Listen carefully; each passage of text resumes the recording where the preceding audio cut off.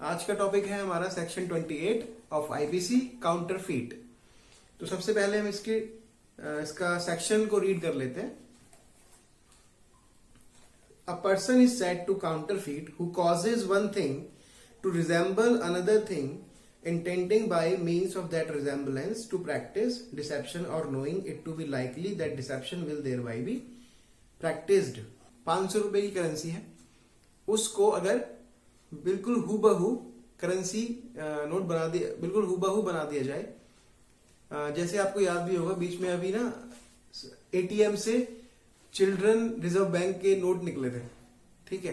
तो बिल्कुल हूबहू थे वो, बिल्कुल हूबहू थे वो, इसलिए बैंक वाले भी नहीं पकड़ पाए और एटीएम में डाल दिए गए, ठीक है। तो वो क्या था? काउंटरफीट था। अब काउंटरफीट बनाने वाला इंसान या तो उसकी इंटेंशन है धोखा देने की किसी को, या वो जानता है कि इस चीज से धोखा दिया जा सकता है या दिया जाएगा, ठीक है। अब explanation 1। It is not essential to counterfeiting that the imitation should be exact.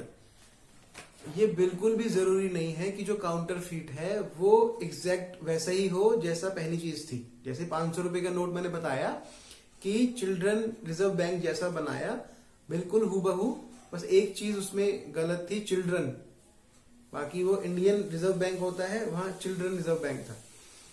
तो सिर्फ और सिर्फ इतना सा गलत था, बाकी पूरा हूबहू था। तो ये वैसे तो ये भी बिल्कुल हूबहू नहीं था, कहीं ना कहीं तो गलती थी। लेकिन एक और एग्जांपल मैं दे देता हूं आपको। जैसे कि अगर आप कभी देखते हो कि सब्जी वाला वो बाट की जगह अपने जो वेट होते हैं उसकी जगह पत्थर रख देता है, 250 ग्राम की जगह 250 ग्राम वेट की जगह पत्थर रख देता है। कहता नहीं बाबूजी बिल्कुल वैसा ही कि वैसा है, तो 250 ग्राम का है, चिंता मत करो आप, ठीक है। तो जरूरी नहीं है कि जो काउंटरफीट है वो एग्जैक्ट उसी जैसा दिखे जैसा वो पहली चीज में देखा जाता है। एक्सप्लेनेशन 2।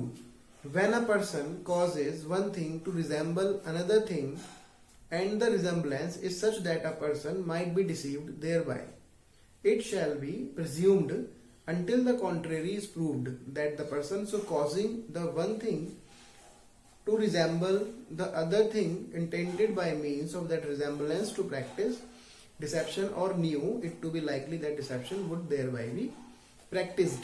जब कोई भी इंसान अगर रिजेंबल करता है किसी चीज को, तो जब वो जानता है कि इससे धोखा दिया जाएगा या दिया जा सकता है, या उसकी खुद की इंटेंशन हो धोखा देने की किसी को, तब वो ये नहीं कह सकता है कि मैंने तो वैसे ही बना लिया था ये, ठीक है, मैं तो वैसे ही रखा हुआ है अपनी पॉकेट में 500 रुपए का नोट, मैं किसी को धोखा नहीं दे रहा हूं, मैं तो वैसे ही रखा हुआ है अपने लिए।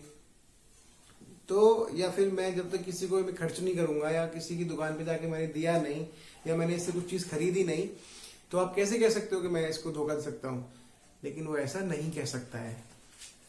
उसने काउंटरफीट किया है या काउंटरफीट जैसी कोई वस्तु उसके पास है, करेंसी या वेट जो भी, तो वो ये नहीं कह सकता है कि मैं इससे कुछ भी गड़बड़ या कुछ भी धोखा किसी को नहीं दूंगा या नहीं दे ना, या मेरी इंटेंशन नहीं है या मैं जानता नहीं हूं, ठीक है।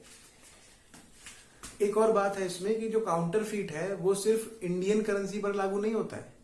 इसमें एक केस भी है सुप्रीम कोर्ट का। काउंटरफीट में ये कहीं भी नहीं दिया हुआ है कि ये इंडिया में इंडिया की करेंसी पे या इंडिया के आर्टिकल्स पे ही लागू होगा।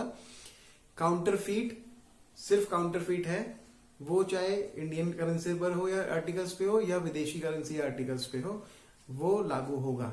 इंडिया में अगर कोई विदेशी डॉलर पकड़ा जाता है जो कि काउंटरफीट होगा, तब भी इंडियन कानून के तहत, अकॉर्डिंग टू इंडियन लॉ, जो कि काउंटरफीट है उसके तहत ही उसको सजा दी जाएगी, ठीक है।